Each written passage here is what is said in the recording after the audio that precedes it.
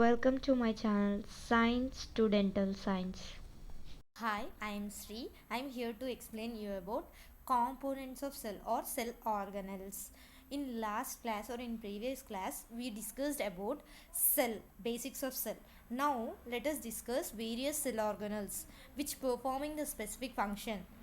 So, organelle, which means organelle or the components which are present inside the cell perform different functions.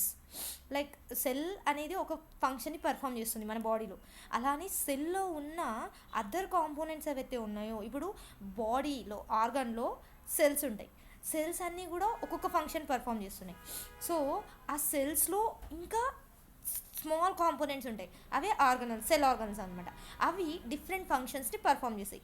ఆ అన్ని functions together ఒక cell form అవుతుంది అనమాట. Cell యొక్క ఫంక్షన్ని ఇవి ఎగ్జిబిట్ చేస్తాయి అనమాట. అన్నీ కంప్లీట్గా వర్క్ అయ్యి ఈ సెల్ యొక్క ఫంక్షన్ని ఎగ్జిబిట్ చేస్తాయి. సో వేరియస్ సెల్ ఆర్గనల్స్ ఉన్నాయి. వేరియస్ సెల్ ఆర్గనల్స్ అన్నీ కలిసి ఒక సెల్ అనేది ఫామ్ అవుతుంది. సో దాని గురించి మనం ఇప్పుడు డిస్కస్ చేద్దాం. ఇది స్ట్రక్చర్ ఆఫ్ యానిమల్ సెల్ అంట.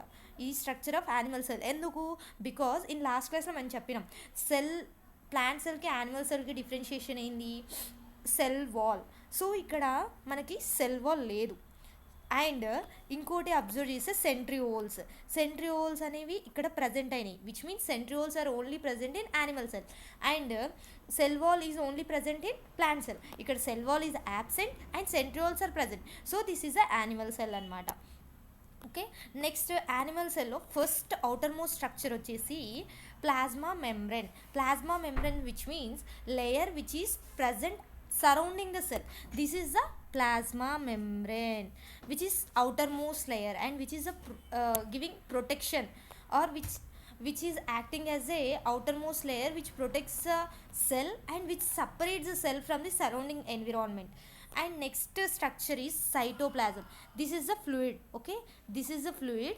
This is the cytoplasm. Cytoplasm is a cell fluid which presents inside the cell.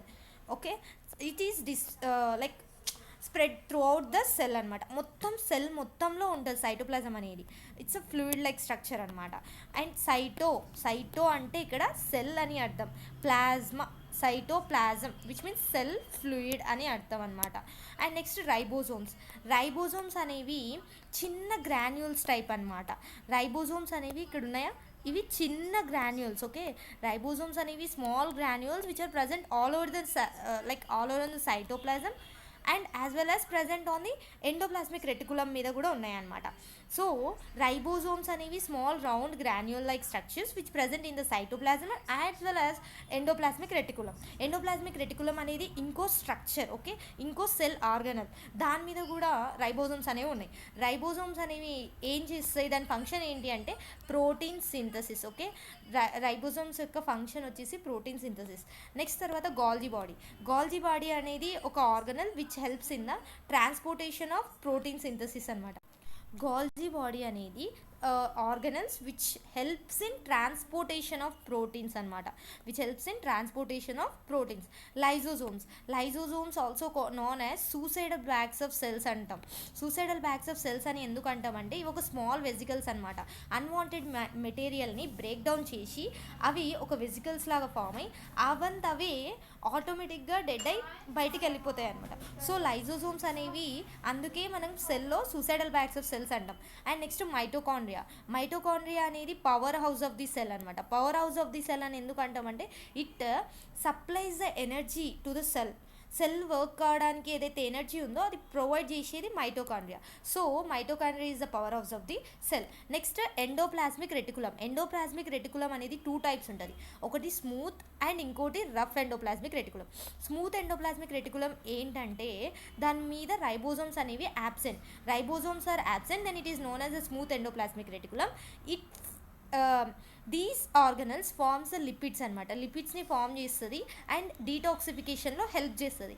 వెరస్ rough endoplasmic reticulum మీద రైబోజోమ్స్ అనేవి ఉంటాయి కాబట్టి రైబోజోమ్స్ ఏం చేస్తాయి, ప్రోటీన్ సింథసిస్లో హెల్ప్ చేస్తాయి.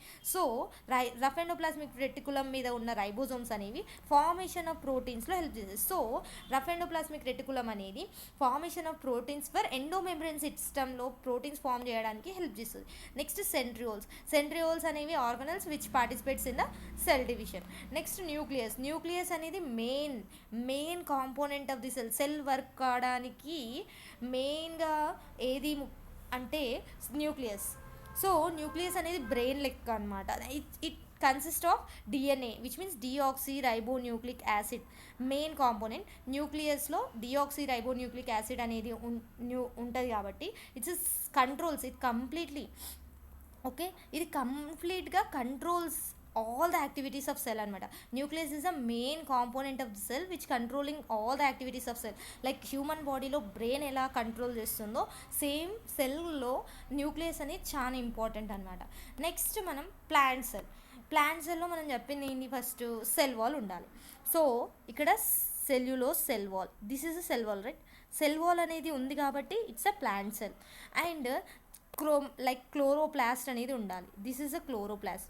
So chloroplast and cell wall ఉంది కాబట్టి this is a plant cell. And cell wall అనేది ఏం చేస్తుంది అంటే it protective layer present around the cell accounts for the shape of the cell షేప్కి అలాగే ప్రొటెక్టివ్ లేయర్ లాగా యాక్ట్ చేస్తుంది అనమాట సెల్ వాల్ అనేది ఓన్లీ ప్లాంట్ సెల్స్లో మాత్రమే ఉంటుంది. అండ్ తర్వాత క్లోరోప్లాస్ట్ అనేది ఒక ప్లాస్టిడ్ అనమాట విచ్ కన్సిస్ట్ ఆఫ్ క్లోరోఫిల్ అనేది దేంట్లో హెల్ప్ చేస్తుంది, ఫోటోసింథసిస్ పర్ఫామ్ చేయడంలో హెల్ప్ చేస్తుంది క్లోరోప్లాస్ట్లో క్లోరోఫిల్ అనేది ఉంటుంది which helps in the performing photosynthesis అనమాట. Okay, this is the information about the cell difference between the plant cell as well as the animal cell components. ఇంకా మిగతా అన్ని like nucleus, cytoplasm, mitochondria, these are the same like animal cell అనమాట. Like same functions are performed in the animal as well as the plant cell. Okay, thank you.